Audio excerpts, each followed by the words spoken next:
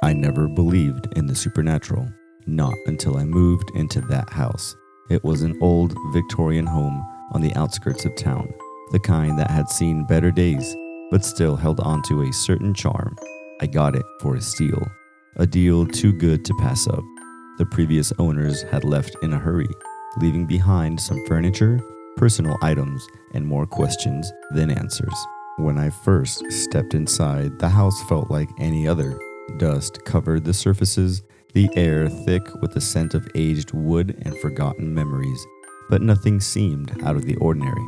It wasn't until I started exploring the basement that things began to get strange. The basement was a sprawling maze of rooms, much larger than I had anticipated. It was dark, the only light coming from the narrow windows near the ceiling that allowed weak sunlight to filter through. The walls were lined with shelves filled with old tools, rusted metal, and boxes of who knows what. But what caught my attention was a door at the far end of the basement, half hidden behind a stack of old furniture. The door was unlike any other in the house. It was made of heavy wood, dark and weathered, with iron hinges that looked ancient. There was no doorknob, just a large iron ring. The wood was etched with strange symbols, marks that seemed to pulse with a faint, unsettling energy. I should have left it alone, but curiosity got the better of me. I grabbed the ring and pulled. The door didn't budge at first, as if it had been sealed shut for years, but with a little more force, it groaned open, revealing a narrow stone staircase leading down into darkness. The air that wafted up from the stairway was different, cold, damp, and tinged with the scent of decay. Every rational part of me screamed to close the door and walk away, but something deeper, something primal, drew me down the steps. The staircase spiraled down further than I expected, deeper than the basement should have gone. My footsteps echoed in the narrow passage, a hollow sound that seemed to be swallowed by the darkness. I used my phone's flashlight to light the way, but the beam barely pierced through the inky blackness. After what felt like an eternity, the staircase ended, opening into a small circular chamber. The walls were rough stone, damp to the touch, and the ceiling was low, forcing me to stoop. In the center of the room was something that made my blood run cold, a stone altar, ancient and cracked, stained with something dark. There were carvings on the walls, similar to the symbols on the door above, but more intricate, more alive. The lines seemed to shift when I looked away, rearranging themselves into patterns that made my head ache if I stared for too long. On the altar, I found a book, bound in what looked like old leather, its cover worn and cracked. There were no markings on the cover, no title, just the feel of something malevolent. I should have left it there, but my hands moved on their own accord, reaching out to touch the book.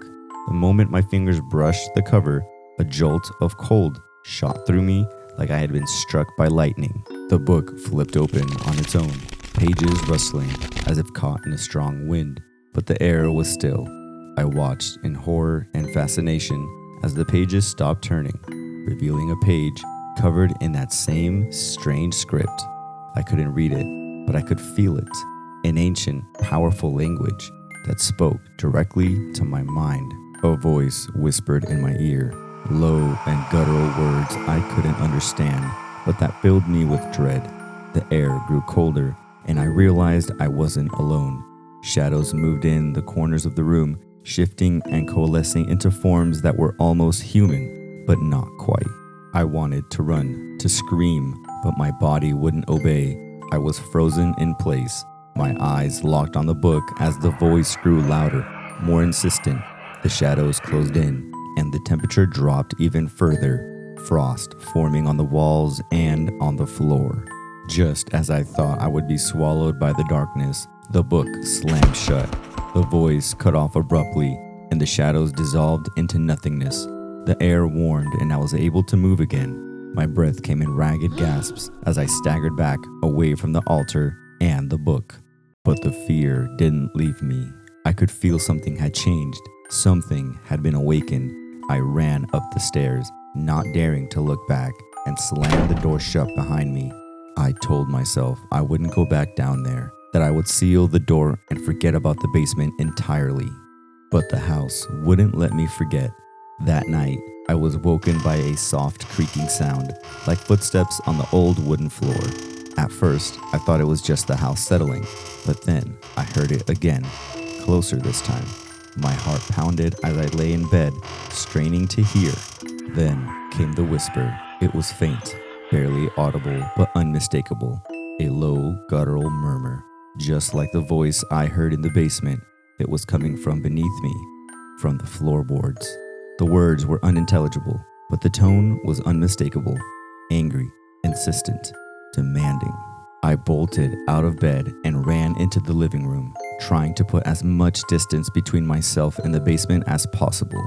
But the whispers followed me, growing louder, more agitated. It felt as though the walls themselves were closing in, suffocating me with the weight of unseen eyes. The next day, I called a locksmith and had the basement doors sealed shut. I hoped that would be the end of it, but deep down, I knew it wouldn't be that easy. The whispers continued, always at night, always growing louder. The temperature in the house dropped no matter how high I turned up the heat. I could see my breath in the air, and frost crept across the windows, even in the middle of summer. I began seeing things out of the corner of my eye, dark shapes that fitted past doorways, shadows that lingered too long. But whenever I turned to look, there was nothing there. The stress took its toll. I couldn't sleep. I couldn't eat. I was constantly on edge, waiting for something to happen, but I didn't know what. One night, I awoke to the sound of my phone ringing. Groggy and disoriented, I grabbed it from the nightstand. The screen showed an unknown number, but the call had already disconnected. Before I could put the phone down, it rang again, this time from another unknown number, then another, and another. Each time I answered, there was nothing but static on the other end. I tried to block the numbers, but they kept coming. The static turned into whispers, the same guttural voice from the basement. It spoke my name, over and over, until I threw the phone across the room in a panic. But the calls didn't stop. I could hear the phone ringing from where it landed, the screen lighting up with call after call. I turned it off, but the ringing continued. Desperate, I smashed the phone with a hammer, reducing it to a pile of shattered glass and plastic. The ringing finally stopped, but the whispers didn't. They were in my head now, no longer coming from the phone or the basement. They were with me all the time, whispering in a language I didn't understand, but that filled me with terror. I started losing time. Hours would pass, and I would have no memory of what I had done. I found myself in different rooms, staring at walls covered in strange symbols. Symbols I had no recollection of drawing. My hands were stained with ink, the same dark ink from the book in the basement. The house was driving me mad. I knew I had to leave, to get away from it before it consumed me completely. But every time I tried to pack up and go, something stopped me. A sudden fear, a sense of impending doom. If I left, it was as if the house wouldn't let me go.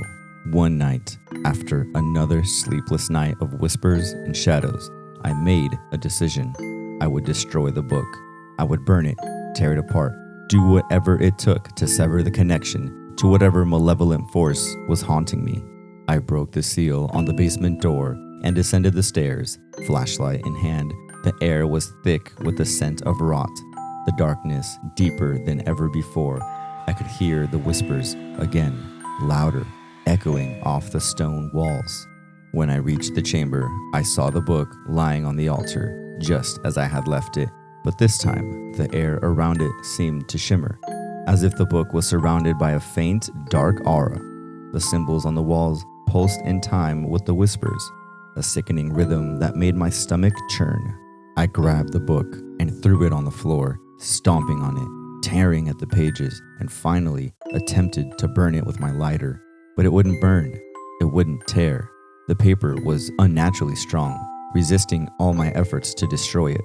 The whispers grew louder, more frenzied, until there was a deafening roar in my ears.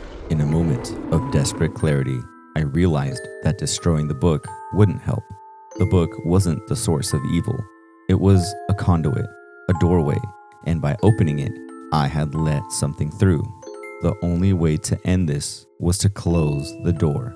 But I didn't know how. The symbols, the book, the whispers, they were all part of a ritual, an ancient rite that I had unwittingly interrupted. I needed to finish it, to seal the doorway before it was too late. The whispers guided me, leading me to the final page of the book. There, written in that same dark ink, was a single symbol, a sigil that pulsed with dark energy. I had to draw it, complete the ritual, and close the door. My hands moved on their own, drawing the symbol on the altar with the ink that seemed to well up from the very stone. The moment I finished, the chamber shook, and the air was filled with a deafening roar. The sigil glowed with a blinding light, and the shadows in the room screamed, their forms twisting as they were pulled towards the altar. I could feel the darkness being drawn into the sigil, the whispers fading as the last of the shadows were consumed. And then silence. The light faded, the air warmed, and the chamber was empty once more. I stumbled back up the stairs, exhausted but relieved. The house was quiet now, the oppressive presence gone. The whispers were gone. The shadows were gone, and I was finally free. I left the house the next day, moving far away from Salem. I never spoke of what happened, never told anyone about the horrors I had experienced, but I could still feel it, the faintest whisper in the back of my mind, a lingering connection to that dark place. Years passed, and I eventually convinced myself that it had all been a nightmare, a hallucination brought on by stress and isolation. But then one day, I received a package in the mail. There was no return address, no note, just a small old book, bound in leather. The same book. I stared at it in horror, my hands shaking. The book was closed, the cover unmarked, but I knew what was inside. I could feel it. Whatever I had sealed away, it wasn't gone. It was still there, still waiting. The whispers had returned, faint at first, but growing louder with each passing day. And this time, I knew there would be no escape. The door in the basement had never truly closed.